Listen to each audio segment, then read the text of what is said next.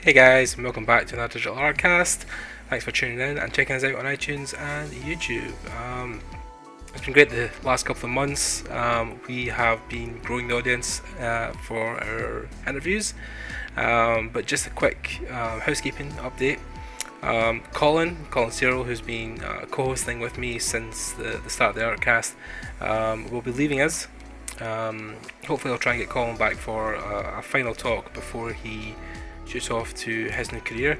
But with time and with projects that Colin's working on, he just doesn't have a lot of free space to be recording with me real regularly. We're in talks with a couple of guys to try and get someone to take Colin's place, but he will be sorely missed, and we wish him all the best at Digital Artcast on his future career. Thanks for tuning back in again. Yeah, like I said, this interview is going to be Timothy Rodriguez of ILM in London. Tim and me met way back at industry workshops last year, and we talk about a lot of things. We talk about his start in France and where he learned concept art by doing a lot of plein air painting. His career took a turn when he started teaching in his 20s, and of course his initial move to ILM in London.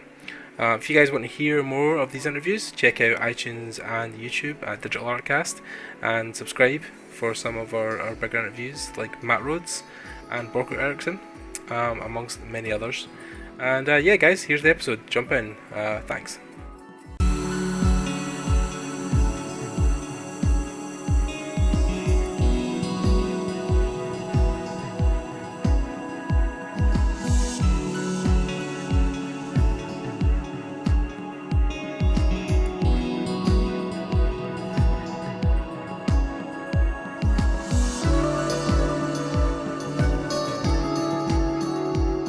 So, Tim, here we are, back again on another interview we've got for Digital Artcast. Just want to thank you first for giving up your time. Thank you for having me. Yeah, no problem at all, man. It's a great honour to have you. The weirdest thing I think last year was when I was sitting randomly in industry workshops, and I kind of turned around and noticed your name tag. I was like, holy shit, it's Timothy Rodriguez. Yeah, I remember that. And I had one of your pieces on my phone wallpaper, because I was a big fan going in. I was quite surprised to see that. Yeah. I think it's interesting when people do a lot of artwork for production or just stuff or their own merit, and then people are like, holy shit, you're such and such, and you're like, oh, really? Yeah. Yeah, I mean, you don't really notice that you're into that industry until you go to that type of workshop, and then you see like people know each other, and that's really cool. And that's industry workshops. Obviously, are you going back this year as well? I don't know. I think I'll try to go there because mostly because a lot of my friends go there, so it's a great opportunity to see them and talk to them. So I think I'll be there next year. Yeah. Yeah. I think. Do you just tend to go to catch up? Is it less about the talks for you, or is it more just about meeting people? Well, to be honest, last workshop was not really for the talks to me. It was more about seeing my friends again and meet new people, talk to people. So I spent more time actually talking to people and less time going to the talks. But I guess it depends on everyone, you know. If it was a few years back, I think I would spend more time at the talks and trying to get as much information as I can. So yeah. But again, I guess it really depends on where you are and what you feel like doing. So, yeah. Because obviously you're working now as a concept artist, so you know. I mean, obviously you're always learning. It's one of these things where I think in this industry you never stop. But like you said, it's a rare opportunity for you guys to all meld in the same room quickly. So. Anybody particularly usually catch up with? I think when it was funny actually, just before I went and done the show last year, I think 2 or 3 weeks previous, my first interview for this podcast was Titus. So I also interviewed him, and then a couple of weeks later, got to meet him at Industry Workshops, which is great. And he's a great guy. Is there anybody particular at the show you usually catch up with, or? What do you mean I mean, is there one or two people in particular you go, to try and catch up with, or some people you regularly see there, or? I don't know because last year was my first time there, Right, but I know that like some of my French friends were there, some right, of my coworkers were there, right. and you know, you just hang out with them and you meet their friends Yeah, and you talk to them. Like yeah, lots of my Facebook contacts were there, yeah, uh, you know, yeah. So yeah. Probably too many people to mention because there's so many people go to it. So yeah, well, I think yeah, there's too many to mention. I yeah, mean, yeah, so many great yeah, talents there. You yeah, know, it's that kind of event that goes really fast, and you take everything, and yeah. you know, then you think back a few days later, and you realize what really happened there. Yeah, it's all kind of a blur, especially for me for the first time there. I think it was the 4 days goes in really quickly, or well the 3.5. But yeah, it was Yeah. great getting to meet some people, even like Aaron Beck, obviously for Weta and Yes. stuff. That was a big thing. So yeah. So I mean, obviously we met back there last year. We've talked on and off on Facebook. But you know your career has spanned long way back before you even Yeah. moved to London. Because now obviously Yeah. you're an ILM as a junior concept artist, yeah, Yes. Exactly. Yeah. yeah, Yeah, and it's a bit recent because I mean it's been like 10 months I'm at ILM now. right, So yeah. yeah, it's a recent development. But then, kind of going back to the start, I mean, you can go all the way back if you want. Even Yep. how you got into Mm. art. I mean, was concepting something you wanted to do quite early on? Well, I think it first started when I was a kid. I loved spending time like reading the comic books of my dad, and I was really fascinated by the drawings. Yeah. So I tried like to reproduce them, and I really enjoyed that. Hmm. Um, then I don't know. I think I kind of stopped drawing. I was becoming like a teenager. I was playing video games. Yeah. And there was like a forum I was in. It was like a video games forum, Hmm. and there was a graphic design section. Oh, cool. And I remember seeing for the first time like a digital painting. Hmm. I was, yeah, I don't know, I was maybe 14 at the time, Hmm. um, and I found it fascinating. So I knew I had to buy a tablet and use Photoshop. So Yeah. I was just doing it for fun, you know. Yeah. When you're 14, you don't really know what you're gonna Want to do? do. Yeah. Yeah, you don't think about that stuff. But I know I was spending like hours and all my weekends, my holidays, just painting stuff Yeah. on Photoshop. And I think then I discovered like conceptart.org, CG Oh, cool. Society, Yeah. CG, and all those communities. And then I realized that it's really something serious and you can earn money from that. Hmm. It's a real job. So I think at that point I knew that I really wanted to do that. Yeah. Um, so yeah, I mean, I kept doing it and yeah, it got more serious. Hmm. And, you know, Kind of led from there, and it's funny even just saying that. I'm quickly noticing that at the start of the talk, you talked about how comics was kind of the first thing or the yeah, first avenue to drawn.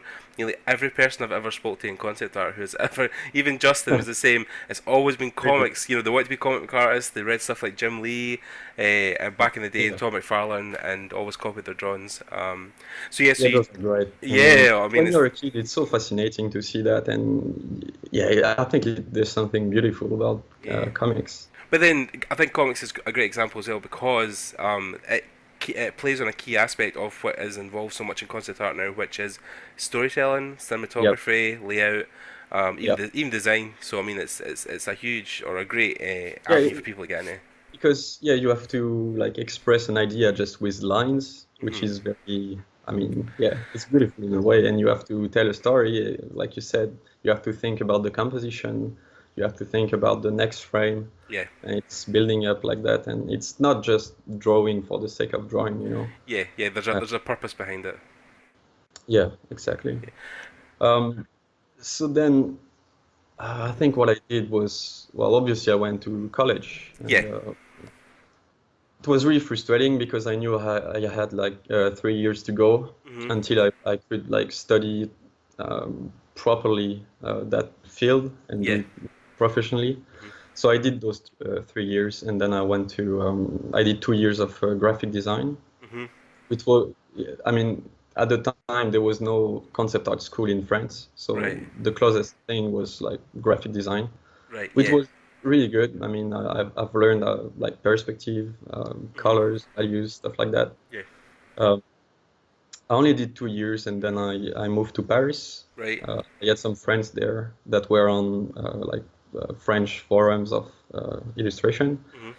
And I got an internship in a company called Pretty Simple, Cool. and then I worked there for a year and a half. Hmm. So at that point, yeah, I knew. I mean, like I succeeded uh, for my personal ambitions. I Yeah. knew I got money from what I love doing. So that Yeah. was it was not a lot of money, but it was a really good milestone for me personally. But it was rewarding, obviously, because you were getting to do something that you were passionate about and something that you wanted to do, rather than having to Yeah. go and do a 9 to 5 kind of like everybody else in an office or something. So it's, Yeah, it was official. It was not like posting on forums and get feedbacks. It was just earning money from that and yeah, working with a team for a project, which yeah. was really, really cool. So what was when you doing your first job there? Just going kind of spreading out the first job you done. What was your main kind of duties? Did you go in as a concept artist at the time? Because it's always interesting when people go back a couple of years, because concept art has really had a defined name and job since maybe Yeah. 2010. So were you doing kind of concept or backgrounds or environments? What were you doing? Well, I don't think we can call that concept art what I was doing. It was more, I think, illustration. It was like a hidden object game on Facebook. Right. Yep. So we had to paint the backgrounds. So we did Ah. like we Yeah. started by doing thumbnails, and then the art director would pick one, and then we push it. Like we had, I don't know, 3 4 days to make a really like polished illustration, Wow. and then we Yeah. had to put like 60 objects hidden in the scene, which was a pain in the ass, to be honest. But Yeah. we had techniques. We came up with like a bank of objects, like a huge PSD with like objects that we would Head reuse round. and Yeah. like that. So it was not really concept art. It was more, yeah, Kind of illustration. plain illustration. Yeah. Yeah. It was really interesting for me because I think that's how I really learned about perspective, light, Yeah. values, all that stuff. Uh, c- the job was a bit boring, to be honest. So Yeah. with my coworkers, really we were really interested in like fundamentals. That's Yep. what kept us going. I think we Yes. were watching like lots of Scott Robertson videos. Ah. Yeah. That's when I started to go outside and do plein air paintings. Yeah. So yeah, that was a period in my life where I really wanted to explore and get better and see like what was like color, what was values, stuff like that. Yeah, actually, that's one of my crowning moments in my career so far is the fact that I got to meet Scott Robertson when he came across to Edinburgh. Yeah, He was through tracing these Scottish roots, as most Americans try to do. But yeah. I took my how to draw books and stuff, and he signed them at the front and drew a wee car for me. So Oh, cool. yeah, that was my cheesy moment where I was like, oh my god, Scott Robertson, yeah, total fanboying out. But no, Scott's a Yeah, great guy, so I'm hoping at one point when he's got a bit more time, he's going to try and come on here and talk to us. But I think that'd be great. yeah, Yeah, I think he's a great teacher, to be honest. His books are fantastic. His oh yeah, his Noman videos as well are great. oh yeah, ridiculous. I mean, like even Feng Zhu when he was doing a couple of his FCD podcasts, he was saying people were like, "Oh, when are you going to write a book?" And he was like, "Look, Scott taught me, and he's wrote a book, and nobody can Yeah, teach better than him. So all you need yeah. is his Just get book." Scott's books and Yeah, which is yeah, there's interesting so as much. yeah, interesting as well. Because he's just getting back into teaching again, so he's been posting new stuff on Gumroad. I don't know if you've seen Yep. he's, yeah. So I mean, that was for me was a total fan moment again because obviously I was just waiting for him to get back into drawing. And yeah, yeah, and obviously now that I've got him on Facebook, all I really usually see in his feed is pictures of the car he's building. So Yeah, yeah. That's actually crazy. I mean, yeah. yeah, must love cars. I mean, Oh yeah, well he's passionate about design in general. I think so. Getting to hand build the parts and put it together yeah. himself, it's another side I think he's never really got to in the automotive industry. But it's funny because it shows that Scott is not only interested in drawing, in nice drawing. Yep. It's more about the core of things. So Yeah. Yeah. I think it makes sense. I mean, I was not really surprised to see that. Yeah. It's funny. Yeah, the guy's awesome. So going back to your career, obviously you're in Yeah. this first job, you're doing your paintings and more illustration stuff. Um, were you looking on the horizon? Were you looking for elsewhere to go? Was there other jobs you thinking where you're Yes. I going next? mean, yeah. I started getting like freelance offers, so that's when I really thought maybe I should leave Mhm. because I was getting bored, and I was working with Lucille Meunier Mhm. and Rudy, which were yeah. I mean, Lucille left the company, Mhm. and I think I should. Yeah, in my head I was like, yeah, I should do the same. Yeah. I think it's time. I felt it was time for me to do something new, Yep. and I started getting freelance offers. Mhm. So I just quit, and I worked like for Applebot, Mhm. some illustrations. Cool. Uh, I did like maybe 6 months of freelance. It was Mhm. great. Mhm. Yeah. I was doing a lot of plein air paintings Nice. as well. Yeah. I was really trying to, get. Yeah, I enjoyed being like out of that company, and it was great. But I was like, yeah, let's go outside and paint with my friends. Uh, and then a friend of mine, Geoffrey Erno, Right. works at Riot now. Uh huh. He was teaching in a school in Paris called New Edge, Yeah. and I think he left because he found a job in the UK. Mhm. So there was like a teaching job available. So he Right. asked me if I was interested. The first answer was no. Uh-huh. Yeah, I didn't see myself teaching because I think I was like 20, 21 at Which the can be time. intimidating at that age. Yeah, that's could be a big ask. Yeah. Yeah, yeah, because some students, they are the same age as you or Yeah. even older, so that's a bit weird. But Yeah. I met the how do you say, the boss of the school, and he was Uh huh. really cool guy, and we tried. I Uh huh. did one class Mhm. for I think a week, and Mhm. it was great. Were you And shaking the whole yeah, time? Were you like this? Were you were you nervous teaching them the first yeah, time? well, yeah, I mean, at first it was a bit scary, but I ended up working there for 3 years. So Wow. Yeah. yeah, it was great because I had like lots of free time, Mhm. and I mean, teaching in a school, it's really beneficial for you because you have to explain like things the more clearly possible, Yeah. and stuff like that. So I think I learned a lot there, Yeah. and you have also like direct feedbacks, and it's really interesting because I could answer a question I wish I could ask at the time when I was a student. Yeah. So I really tried to give like everything I knew and encourage people to like believe in what they do. I mean, lots of young artists, they just, with everything you can see on Facebook, it can be a bit intimidating Oh for yeah. Yeah. artists. It seems like this unreachable kind of industry. Oh, dude, every morning I go on ArtStation and I just cry for like half an hour. Like it's just, Yeah, yeah. I mean, like even before, I mean, going back before 2010, before I left my job to kind of pursue art, I knew enough about concept art at the time, but not a ton. It had mostly been what I'd seen through documentaries. I think I always talk about yeah, this. The first one I watched was the God of War 3 making, the guys in San like Diego. behind the scenes. Yeah, and they're making the Yeah, paintings. Actually, the first, obviously, because it was the God of War team. Is it Sony Santa Monica? It would have been Cecil Kim was one of the first guys I saw drawing all right. stuff, Yeah, and actually he might be coming on as well. But yeah, again, that level I was just like, wow, that'd be cool. And then as I left, I've quickly found it was even back then. I mean, you're talking no more than 5 or 6 years ago. It was harder even then to get to learn stuff because I think at the time all I really knew about was Nomon.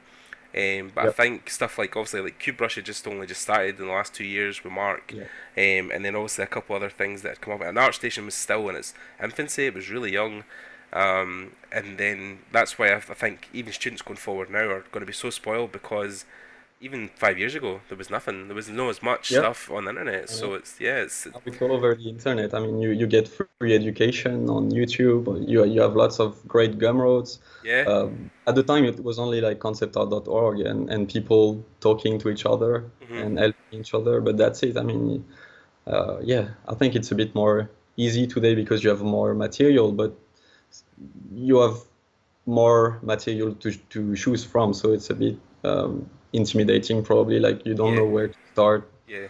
stuff like that. So I mean, the core basics are probably the best things. I mean, even I mean, and yeah, it's crazy because, when it comes to my art skills, I'm very amateur. I've only done it a couple of years, um, but luckily, just in the last couple of days, I found out I was getting to start at a studio in Glasgow, Axis Animation, who are up yep. here. So I was over the moon, obviously, that I got that position. But then, Congrats, man. yeah, thanks, man.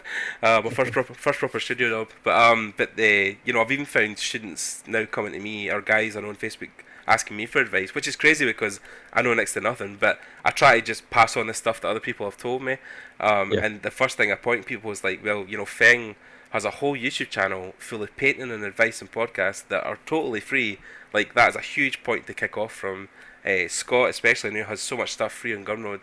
Like people are just spoiled, and it's great because it's less work for me, and rather than me having to try to explain the basics of concept, and I can just point them straight in the direction of yeah, YouTube, and yeah. yeah, that works for them. So That's yeah, really good. That I mean, some people are willing to help each other and stuff. I think that's the great thing because hmm you learn from it as well. I mean, even like if a student asks me like a very basic question, I will learn from it, yeah. even if it's yeah, Definitely, yeah, definitely. Even giving feedback on one of the guys' pieces somebody sent me the other day.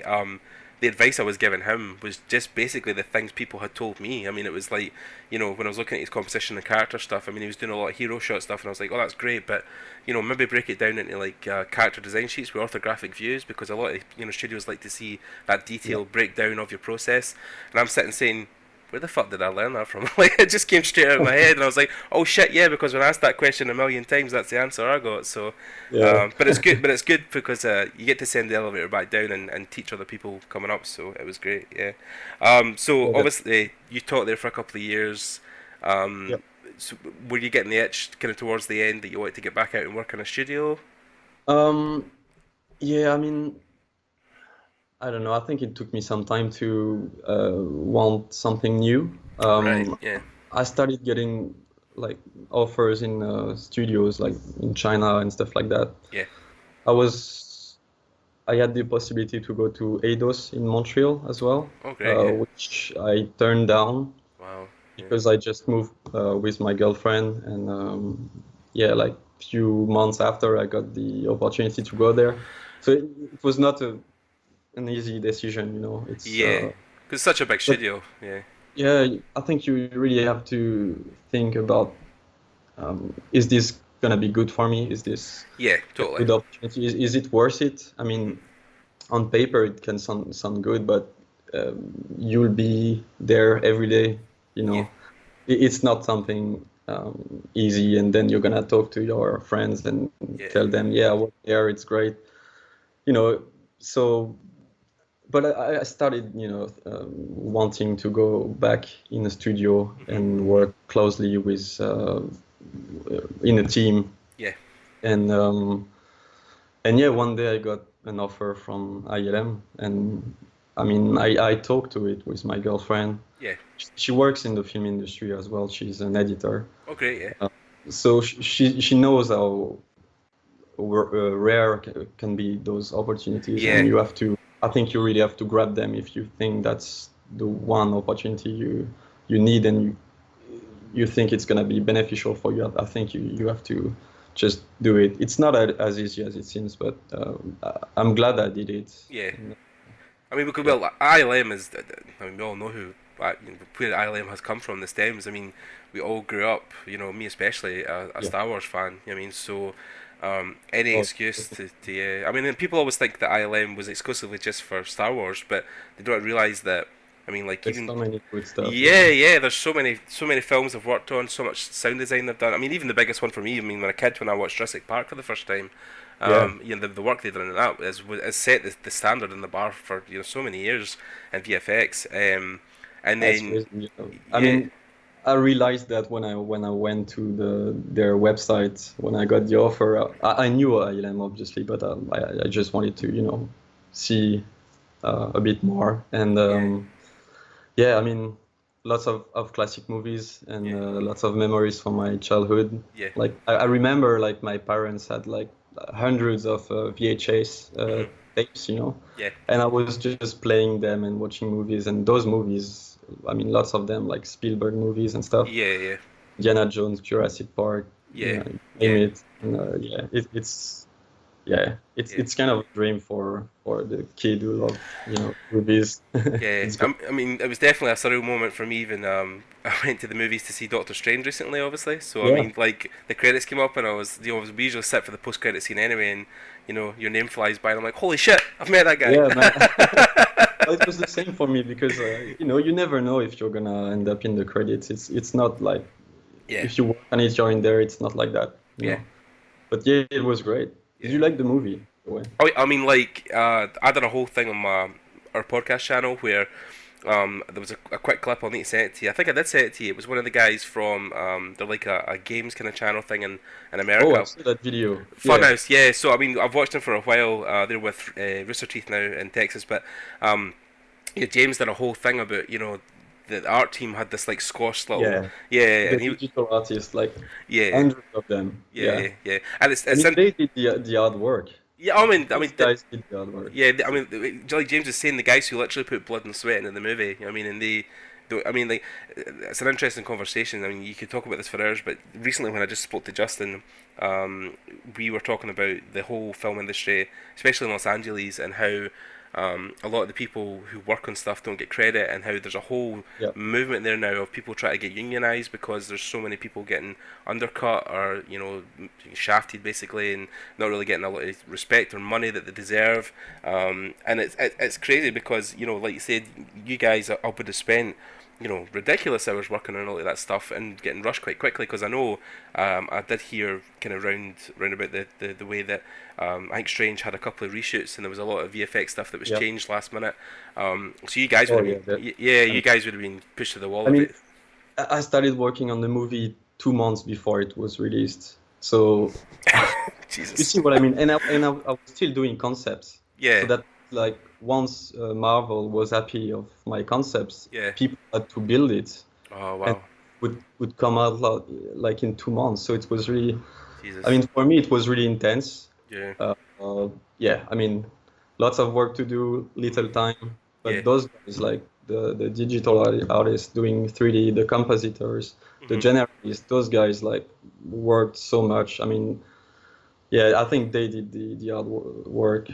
I Yeah. was trying to visualize what it could look like, but they have to build it and make it real. Yeah, yeah. Oh my God, even the whole city of. I mean, like again, I didn't really answer your question because I talked about the Funhouse thing with James Willems, but it was more I was going to say was that, especially for a Marvel movie, it was the most visually stunning I had ever seen. I mean, a lot of the, I forget the name of it, but the world they step into where they twist the buildings. Oh, the dark Yeah, dimension. yeah, Oh yeah, no, yeah. yeah, Um, that's it. that stuff was ridiculous. I mean, it was so well executed. It was so incredible to watch. Yeah, And even the whole signs thing they done with the symbols, yeah. the magic part of it. It was great. I think Marvel took a bit more risk on this one, and, Yeah, and I'm glad the movie did well yeah, at the box office because it shows that people are willing to see some new stuff, some different stuff, not the classic superhero movies that can be boring sometimes. yeah. I mean, because obviously most people know the X-Men and Wolverine, but again, when it comes to Doctor Strange, people are kind of like, who the hell is that? You know what I mean? But Yeah, yeah. I mean, it's not a very well-known no, character. yeah, yeah. And I think I also played the Benedict. Playing it just absolutely incredible. I think he was amazing in the role. I think it really suited him down to a T. I really like him, and Yeah, I think it was great in that role. yeah.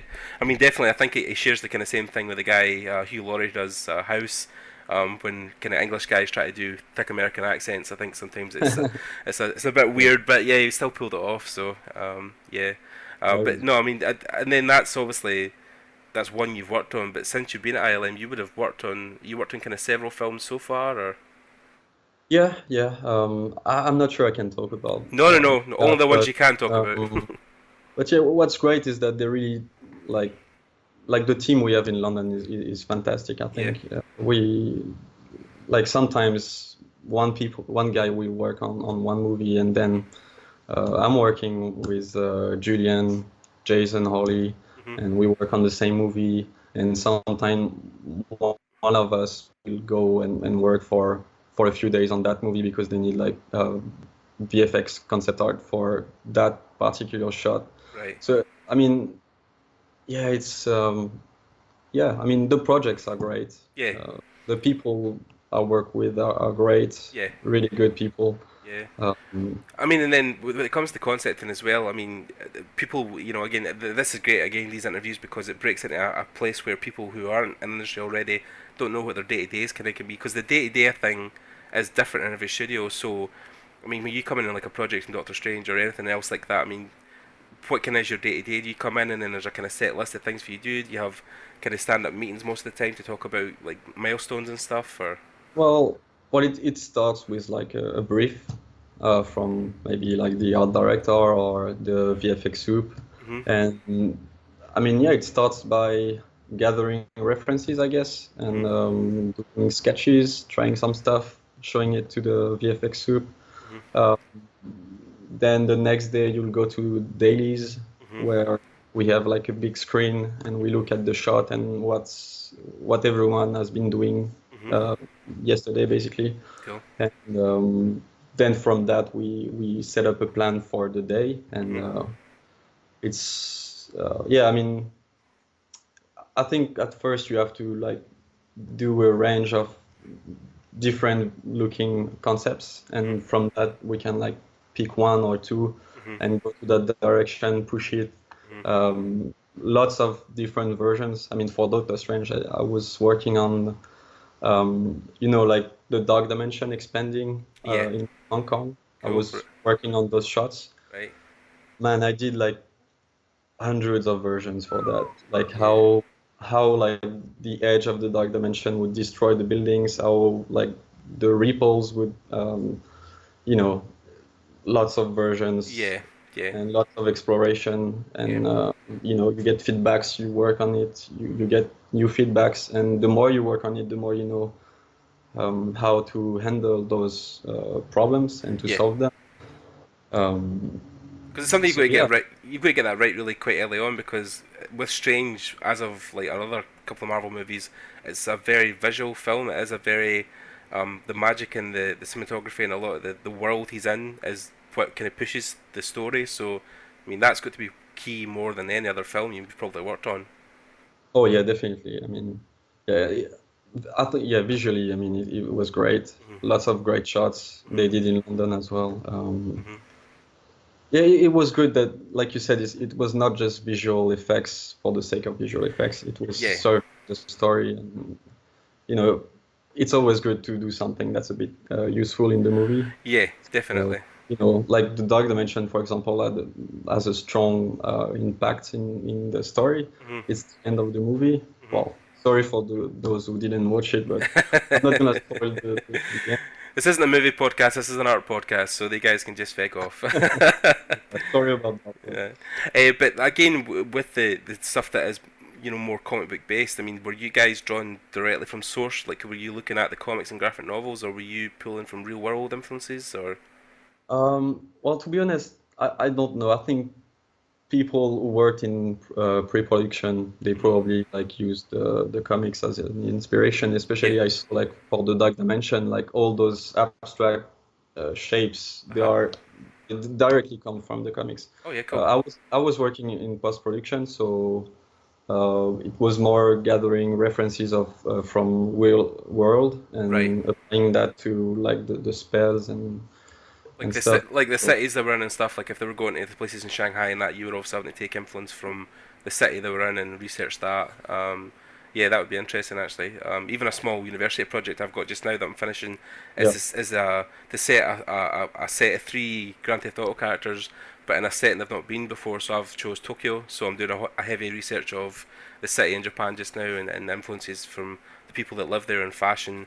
Pinterest is a fucking godsend, by the way. If Oh anyone, man. oh Well, it's really annoying, I think, Pinterest, but Mhm. There's a lot of good material there. I just don't like the interface and how it works. Yeah. I don't get it, but I mean I it. know there's a lot of great stuff there. Too Yeah. bad it's not iRes, but lots of good stuff there. Yeah, because it's pulling from all over the internet, so I think that's why it's difficult to get things that are consistent. But it's definitely, I definitely think they need to try and incorporate a feature where you can build mood boards straight out of the things you're, because And that'd be great. yeah, because you can build boards, but then you can't physically, clump them together and then, Yeah. bring them out as one thing. It's all over the place. So, but no, I mean, We have something at work we've been using recently called PureRef. I think it's a free software, all and right. you can basically like screen grab and put stuff on that board, Mhm. and you can like select them, and it's gonna rearrange them. You can save that file. Uh huh. Everybody can open it, and you get the same like mood board, and Right. you can Cool. add stuff, save again. So Wow. it's a great program. And that was pure ref. Did you say? Yeah. Yeah, PureRef. Right, cool. Oh, there you go, guys. So they're an exclusive Tim's gave you. No excuse now. It's really good. It's really good. I'm just writing it down just now, actually, because I'll be using it myself. So, um, Right. yeah, cool. No, I mean, like, people who always say that about these advanced tools for gathering stuff, and I always just say Pinterest. It's one of the easiest things, I think. Because obviously there's Google Images, but Pinterest, I think, collects them in a way, or you can categorize stuff in a way quicker than Google Images. Yeah. So, yeah, I really like the fact that when you find an interesting image there on Pinterest, you get like a selection of new stuff that you yeah, can click on and get new stuff again. So you can yeah. like narrow your search towards something very specific. Specific, yeah, Uh, yeah, which is So great. that's really good in Pinterest Yeah. for that. And then, obviously, when you're doing stuff within ILM with the shots and concepting, are you doing more environment stuff? Because obviously, environment I think is your background. Did Yeah. you get to do character stuff as well, or? I'm definitely not doing characters, but Yeah, well, to be honest, I mean, even in the studio, I mean, few people do characters. I right. think Ian doesn't do a lot of characters. It's mostly Probably environment it's stuff. Yeah, London specific, but I mostly do like shot paintings or production sketches, like just to visualize what the story could look like. yeah, yeah. So yeah, it's a lot of environments. Mhm. You can have characters, of course, but what's great is that if I work on like post-production shot, you already have the characters. So Yeah. you have to paint the effects or the background Hmm. because the actors, and everything was shot already. So you don't have to like paint them. Yeah. But I would use a lot of reference if I have to uh, I mean, paint. and that's interesting though because I mean you'll know Suzanne Helmig. Yes, Yeah, yeah. she was at the industry workshop as Yeah, well. of Yeah. course. Yeah, and I know her well. I wasn't sure if you knew her, but she recently on social media, because she's so forward facing with giving back to through Twitch and through Facebook and stuff. Yep. So Yeah. she had a whole thing just recently where someone was attacking her basically for using reference to paint. All And right. yeah, and it's something I was going to cover in an actual episode with one of the guys I work with, but now would be a great time because obviously you are an accomplished conceptor, so you'll know, and you work in the industry. That this is more just for people listening because so many people don't know, but how important is it to use reference? And I know the answer already, but you can tell us obviously. Man, every time, like, yeah, I always think again, like, I should have used more reference, more Yeah, reference. If you take the time and search, like, for an hour or two, take your time, just find the right references because you're gonna, I mean, there's so much stuff you can't invent. yeah, yeah. Yeah, it would Yeah. be ridiculous not to use references. I mean, it's just, I mean, there's so many Yeah. people I know who are like they see it as cheating or they see it as like a quick way to, even when, I've done some matte painting in the past and, you know, um, guys who talk about, matte painting isn't an accomplished painting technique because you're using photography. Yeah. But it's a pipeline thing, it's a whole thing of pushing out the quickest visuals the best way you can, the quickest way you can. So, Well, yeah, it's a different tool, like using photos or using whatever, charcoal. I think yeah, it's just a tool. In the end, you have to come up with an image, and yeah, you have to think like how you're gonna patch those photos together, and you have to think about the composition and that stuff. So that's why I think like drawing is not about drawing; it's about what you are willing to do with it, and yeah, you could do the same with music, with whatever. yeah, You know, yeah. it's not about the technique. I think yeah, it's beyond that. Yeah, I think the end result is really what matters. I mean, how you get from point A to B is usually defined by you as an artist anyway, but as long as the result at the end is Yeah, meeting the criteria, then it should be fine. I mean, definitely. yeah, I mean, even there was one I think Suzanne done not too long ago. It was like a dead skeleton lying on the floor with an axe, and she'd used I think a 3D posing program for the skeleton, and then Yep. a little reference for the metal and stuff. But at the end, that's what gave it that realistic tone. That's how she could push it so far, because the detail and the polish was already there, and the reference she was using, she was just replicating that with paint. I And mean, in the end, the client doesn't really care about like what tools you use. I mean, they don't yeah, even know the tools you use. They oh don't no, they don't really care. yeah, Uh, I think as a concept artist, what you have to do is knowing like what would be the best tool to get to from point A to B. yeah, And yeah, I mean that's important to like learn new softwares and stuff because it gives you more tools. yeah. I mean, Um, definitely, because I'm using more and more 3D now, which is coming more commonplace with concepting. yeah, I think yeah nowadays I think 3D is really important for concept artists. Hmm. I refused to see that like years ago, and I was seeing lots of people using it. I was like, wow, what's the point? I mean, Yeah, I want to paint, you know, yeah. I want to be like Sargent or Oh book. yeah, yeah, I don't need like photos and references, and yeah, which is a bit foolish because those guys they use references. They were painting nature. They were painting what they saw, yeah, you know. yeah, I mean, whatever gets you to the point, because sometimes you have really short deadlines. hmm, So you really have to think what's the best tool to get me there in a short amount of yeah, time and really efficiently with less mistakes possible, you know. yeah, If you do it from mind, well, obviously you're gonna maybe screw up. yeah, yeah. You're Because gonna be exactly. more proud of yourself because you achieved something, but to be honest, nobody cares. Yeah, It's yeah. in your head, you know, and in the end, I think it it's still a job, you know. You Mm, have to, people give you money for to get artworks, yeah, and they don't really care about how you do that. yeah. I mean, at work, everybody is using different softwares.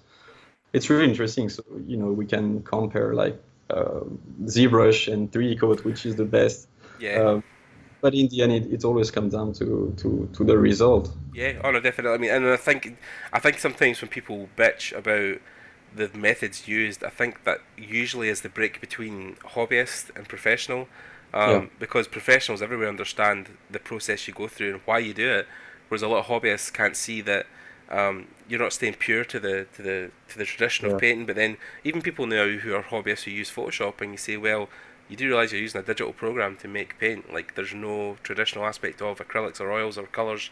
You know, you're using a digital program, and it's yeah, it's two it's the sides. same questions. It's exactly the same. I mean, it always comes down to fundamentals. Mm, You have to do that painting. You know, you can use watercolor, Photoshop, whatever. yeah, I think it's a lot of people maybe think too much about what software, what tools yeah, are the best. I mm, think you should just paint and just do what you like.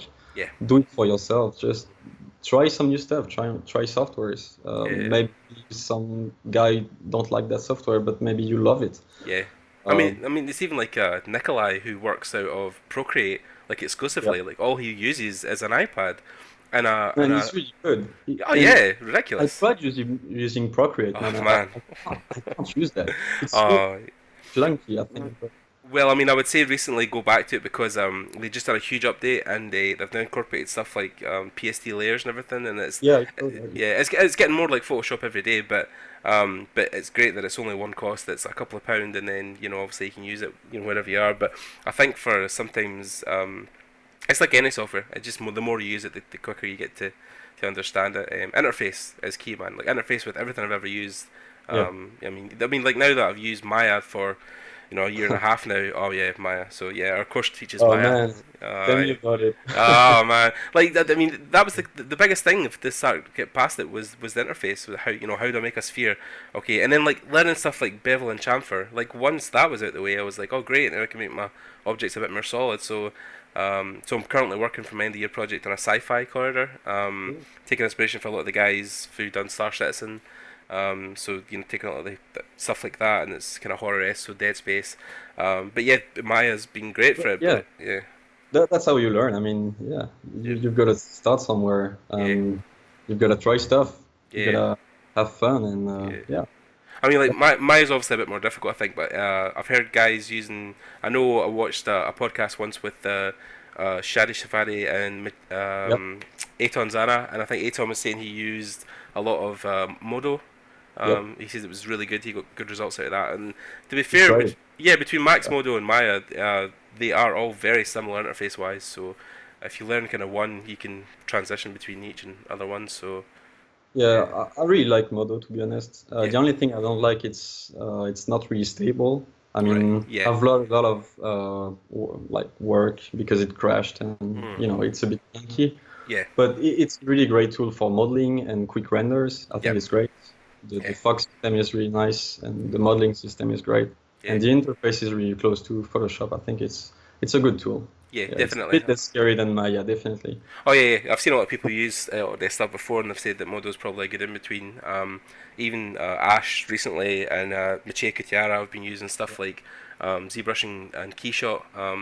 More and more again, guys coming Yeah, from 2D. Shot is great. Yeah, yeah. So I mean, Yeah. there's loads out there. I think the difficulty though is with Photoshop. There's so many programs for painting, but there's only one or two people use. But when it comes to 3D, man, oh my god, there is an endless list of stuff. Even Yeah. tried texture just now, like just getting. I've just discovered Substance, so Substance for texturing.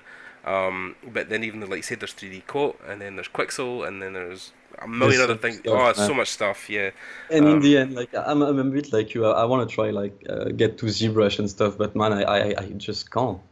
I love 3D code because it's simple, for example. And I yeah. know ZBrush is really powerful, but I can't get my mind to use that because I don't know. It's Oh yeah, yeah. interesting. I, Yeah, I always come back to the stuff I know, to be honest, like Modo, 3D code, Keyshot, because it's easy to do. It's fast and yeah. it gets to the point. I mean, I don't want to spend my time like typing numbers like I Yeah. don't know, you Yeah. know. Well, with 3D Coat's good as well because it's kind of half ZBrush, half Substance, so you can texture and sculpt in the one thing. So, yeah, I've seen a lot of guys. There's a guy I know, Tobias Coep, who works out in Newcastle, and he does a lot of low poly environments, quite Blizzard-esque stylized.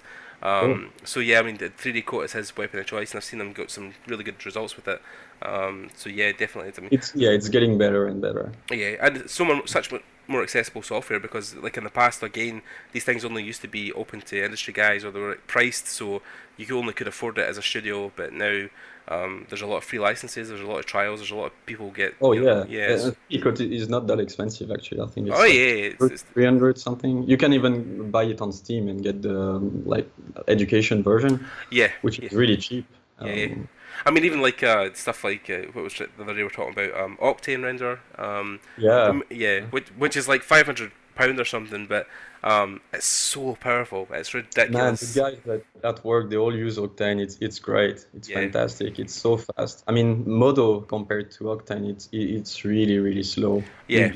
You get fast and great results with Octane. I should get into it as Invest, well. yeah, yeah. That and Keyshot, I think, are a couple of things I need to invest in at one point. But no, no, no. I mean, there's so many tools out there, and there's such a wide gambit of tutorials online. If you want to learn a software now, there is no excuse. There are so many things. Definitely. Yeah. I think just yeah, you should just pick one, learn it, and just use it and as best as you can to make Yeah, great concepts. yeah. And Uh, that's it. I mean, yeah.